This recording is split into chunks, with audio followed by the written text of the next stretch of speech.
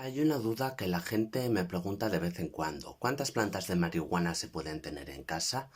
La leyenda dice que dos por persona es lo que más se oye, pero la realidad es bastante más compleja.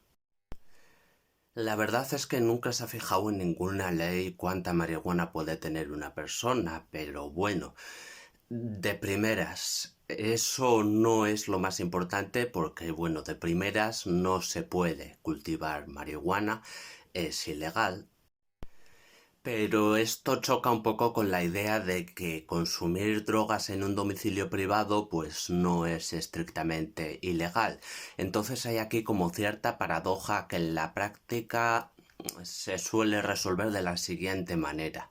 Siempre que la marihuana no sea visible ni se pueda oler desde la calle, y además sea para consumo propio, sí se puede tener en casa, sí se puede plantar en casa. Entonces lo que hay que preguntarse es qué cantidad de marihuana se puede considerar para consumo propio y qué cantidad de marihuana sería considerada delito de tráfico. Porque un delito de tráfico justificaría la posibilidad de que la policía pueda entrar en tu casa. Con una orden judicial, claro, pero podrían legalmente entrar en un domicilio privado. Mientras que solo por consumo propio no podrían. Así que si entraran y encontraran una planta de marihuana que solo es para consumo propio, pues no podrían hacer nada. Entonces la cuestión es cuándo es consumo propio y cuándo es delito de tráfico, pero esto tampoco viene fijado en ninguna ley, no hay ninguna cantidad fija. La verdad es que dependerá de cada juez y la jurisprudencia es muy variable en este sentido. No hay nada preestablecido. O sea, hay veces que condenan por tráfico a alguien por una sola planta y otras veces absuelven a alguien que tiene 80 plantas. Realmente es muy variable y es una auténtica lotería. No se sabe qué cantidad puede ser para consumo propio porque no está fijada. Es cuestión de convencer al juez de que es para consumo propio. En ese sentido, pues ayudaría que no haya indicios de tráfico. Por ejemplo, el dinero en efectivo, las básculas o bolsas de plástico pueden considerarse indicios de tráfico. No tienen por qué serlo, pero legalmente se consideran así. Es una putada, a mí me parece un poco ridículo en algunos aspectos, pero se pueden considerar como indicios de tráfico, sí. Ayudaría también que la persona pueda demostrar que consume marihuana, por ejemplo, sometiéndose a un test de cabello o algo así que demuestre que consume para demostrar que sería para consumo propio.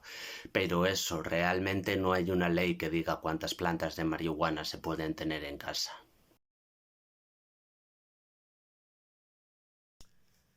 Las sales de baño son una excusa para vender legalmente drogas que aún no han sido fiscalizadas, es decir, drogas alegales, drogas que todavía no están en una lista de drogas ilegales, pero que si se vendieran argumentando que es para consumo humano, pues seguiría siendo un delito contra la salud pública. Así que vender esta clase de sustancias es legal siempre que se use alguna excusa. Por ejemplo, decir que son sales de baño, que son fertilizantes, que son objetos de coleccionismo, que son limpiadores de vinilo u otros productos de limpieza. Cualquier excusa así, pues sirve para que sea legal vender estas sustancias. Normalmente en los últimos años lo que más se ha vendido como sales de baño bajo el nombre de sales de baño han sido sustancias de la familia de las catinonas, que es una familia de estimulantes del sistema nervioso central. Pero bueno, eso que por poder pueden ser otro tipo de sustancias, porque al fin y al cabo pues llamarlas sales de baño es solo un pequeño truco legal para poder venderlas sin estar cometiendo un delito.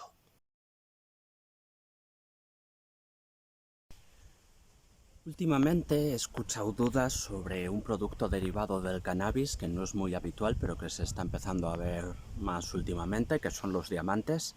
Así que espero poder aclarar lo básico así con una explicación rapidita.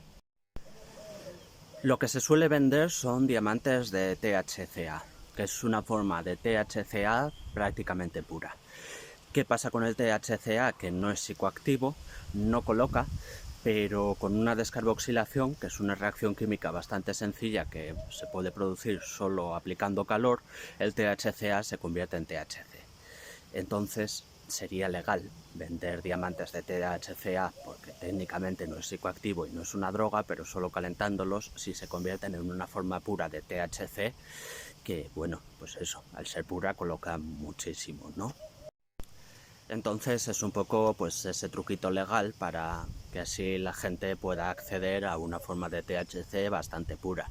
También es bastante cara y bueno, pues no te puedes fumar un diamante de THC porque te va a dar una blanca que te vas a quedar tumbado ahí mismo seguramente, pero bueno, igual alguien quiere un diamante de THC, lo que es el cristal de THC puro, pues para hacer extracciones, para pasarlo a líquido y vapearlo o cosas por el estilo.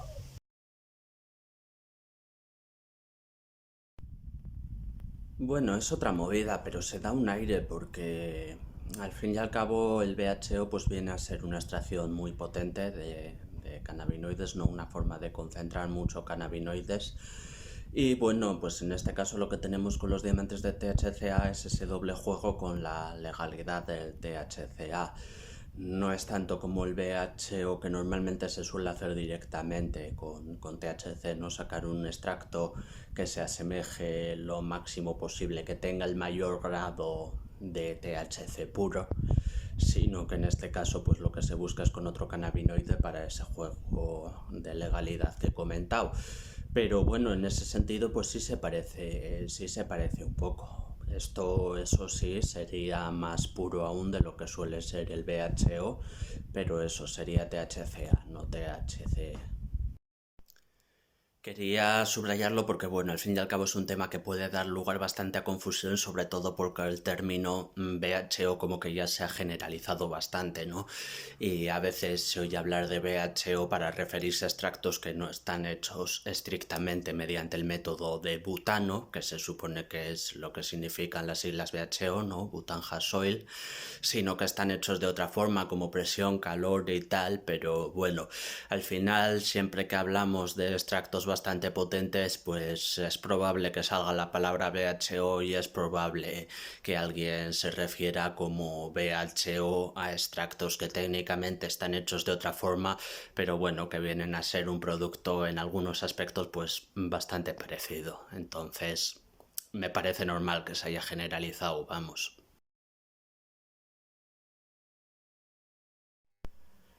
No, vendría a ser distinto. A ver si puedo explicarlo de forma muy resumida. Esto de los diamantes de THCA al final es jugar un poco con los cannabinoides de la propia planta del cannabis.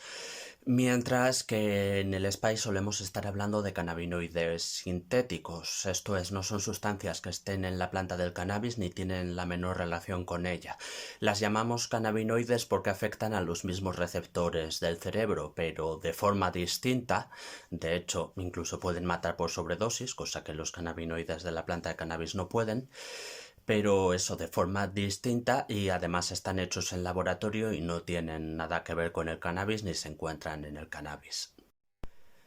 Ahora, para complicarlo todavía más, hay un girito aún más confuso que es que a menudo los traficantes de Spice, pues para vender estos cannabinoides, como tienen ese gancho simplemente porque afecta a las mismas zonas del cerebro y la gente suele relacionar estas sustancias, aunque de por sí no estén relacionadas, pues a veces venden marihuana con cannabinoides sintéticos por encima. O sea, es que es muy retorcido, pero eso sí, a veces en algunos casos pues igual venden marihuana, pero sin los cannabinoides naturales de la planta, pero con cannabinoides sintéticos añadidos después.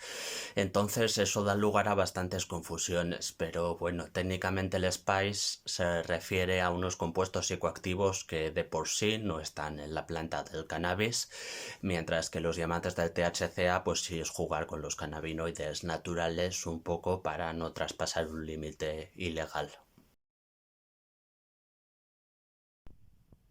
Creo que la reflexión que voy a hacer ya la he hecho alguna vez, pero bueno, que no está mal repetir.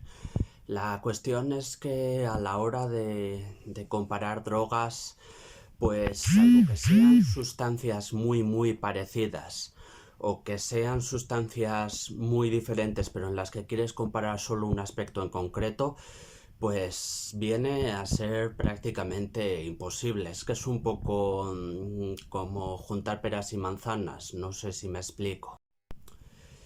Quiero decir, si de por sí ya no solo afecta la sustancia, sino también el entorno en el que se consume y cómo es la persona que la consume y en qué condiciones está y tal, pues comparar sustancias distintas se hace todavía mucho más difícil porque no sé, continuando con este ejemplo, pues por ejemplo la coca y el M no se van a consumir exactamente igual porque tienen efectos distintos y se buscan con fines un poco distintos, se persiguen sensaciones distintas, las dosis son distintas, pero es que incluso si nos planteásemos igualar, si dijésemos, vale, vamos a comparar 1 gramo de cocaína al día con 1 gramo de MDMA al día, que ya te digo, dos personas que consumiesen estas dos sustancias distintas pues no consumirían las mismas dosis, pero si para poner un ejemplo hipotético quisiésemos igualarlas, pues es que aún así nos encontraríamos con muchas más dudas, porque por ejemplo,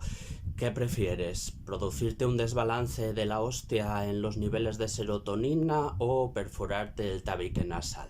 Porque son daños distintos y entonces ¿cómo mides cuál es más dañino que otro? Igual una persona prefiere, o quiero decir, igual a una persona le importa menos un tipo de daño y a otra le importa menos el otro tipo de daño. Pues es casi imposible. En la práctica, comparar drogas así en cuanto a todas sus consecuencias de una forma tan amplia, pues viene a ser prácticamente imposible.